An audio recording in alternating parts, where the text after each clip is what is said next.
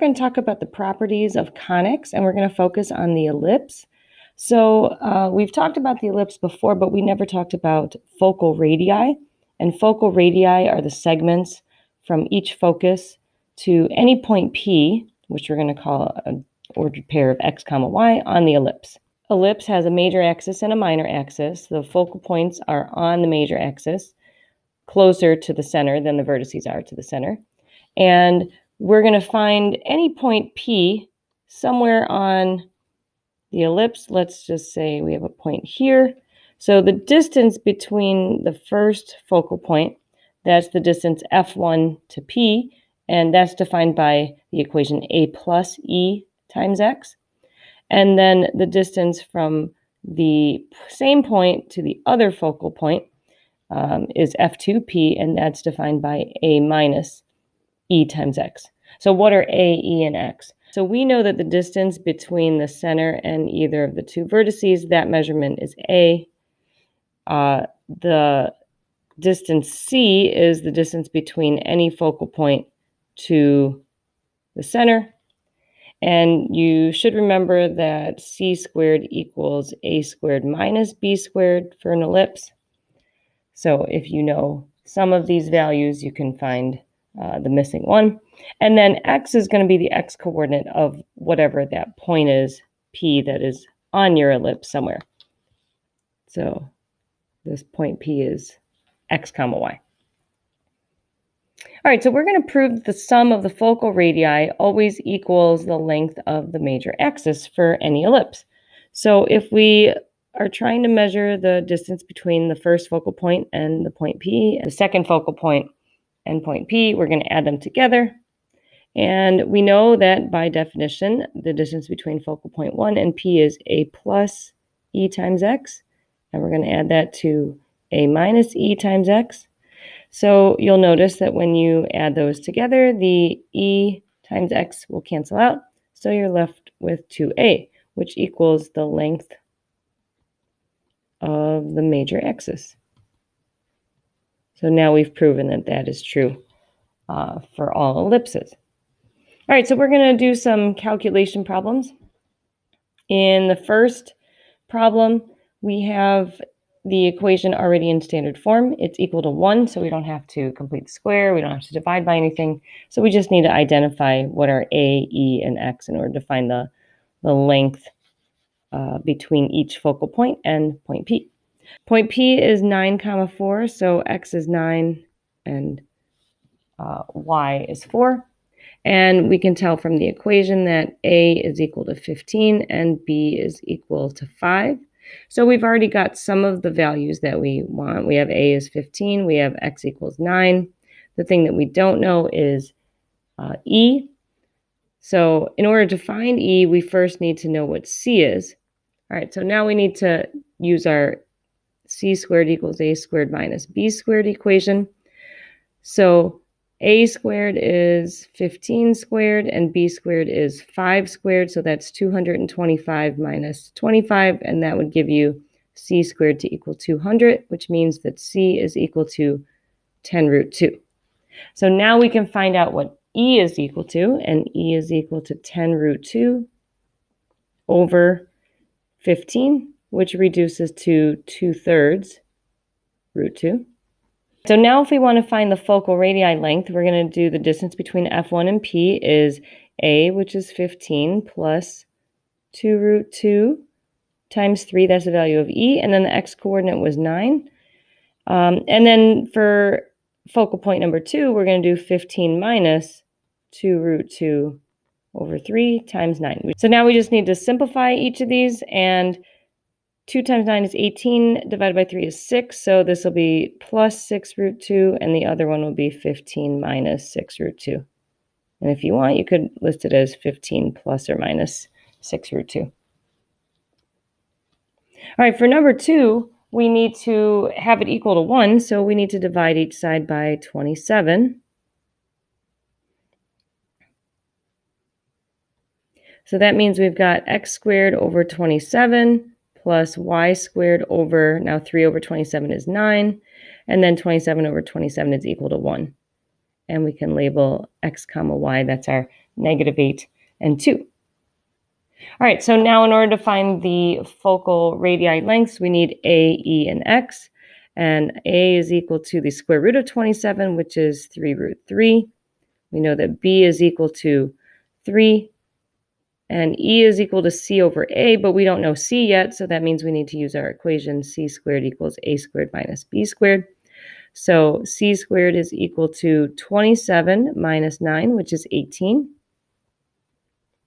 And then the square root of 18 is going to give me 3 root 2. All right, so now I know C, I know A, and I can find E by doing C over A.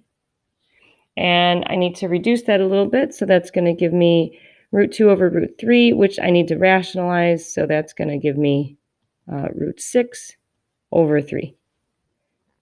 And as a reminder, for an ellipse, ellipses always have an eccentricity between 0 and 1. It could equal 0. That's when it equals a circle. And if it equals 1, that's when it equals a parabola. All right, but a circle is a type of ellipse, so that counts as part of our eccentricity inequality for an ellipse. So square root of 6, that's a little bit less than 3, but more than 2, so somewhere between 2 and 3, and then that divided by 3 would give me a value that's between 0 and 1. All right, so now we want to calculate our focal radii length, so we just need to substitute the numbers into our formula. So 3 root 3 plus root 6 over 3 times the x-coordinate, which is -8. And then same thing here, so 3 root 3 minus root 6 over 3 times -8. Now, the distance between the focal points could be exactly the same, but typically one is going to be longer than the other. I mean, if E times X was equal to 0, then they would both be the same. All right, so once we simplify our expressions, we've got 3 root 3 minus 8 root 6 over 3 and 3 root 3 plus 8 root 6 over 3. We have 2 more questions about ellipses. So they give us the foci and the eccentricity, and we have to find the equation of the ellipse. All right, so if we draw this out, we know that one of our focal points is at 1, 0, and the other focal point is at -1, 0. And since our center has to be equidistant from the 2 focal points, it must be at 0, 0. This also gives me that the C value is equal to 1 because that's the distance between the center and each focal point. So I know that C is equal to 1. H and K are 0 and 0. If I were to look at the eccentricity equation, it tells me that that's 1 over 2, which is the ratio between C and A. Now, we don't know for sure that C is equal to 1 or A is equal to 2. It could be 2 over 4, 4 over 8, but it has to reduce to 1 over 2. But since I know now that C is, in fact, 1, then A must equal 2. Now, if I use my C squared equals A squared minus B squared equation, I've got 1 squared equals 2 squared minus B squared. So 1 minus 4 is -3 is equal to -B squared. So B squared is equal to 3, and B is equal to the square root of 3. Now we have enough information to set up our ellipse equation. So x minus 0 squared plus y minus 0 squared. We have to figure out what our denominator should be. So A is in the x direction, so 2 squared, because our focal points move horizontally away from the center. And square root of 3 squared should be underneath the y. And then if we want to simplify that, we get x squared over 4 plus y squared over 3 is equal to 1. Now, in this problem, they did ask you for it in this form where it's not a fraction, but it's equal to a constant. If we multiply everything by 12, we can get everything in that format. So we would get 12 over 4, which is 3x squared, and 12 over 3, which is 4y squared, and that equals 12. So now we are in the requested format. For the last question, they want us to write the equation of a hyperbola. So the foci are at 2, 0, and -2, 0. And that means that my center has to be at 0, 0. But this also tells me that C is equal to 2. So I have some piece of information. I can use my eccentricity formula, which is C over A, and they give that to us as square root of 2, which is square root of 2 over 1. So now that I know that C is equal to 2, I'm going to substitute, and then I just have to solve for A. So if I cross multiply, I get 2 is equal to square root of 2 times A, and if I divide both sides by root 2, I get A is equal to 2 over root 2, which I need to rationalize.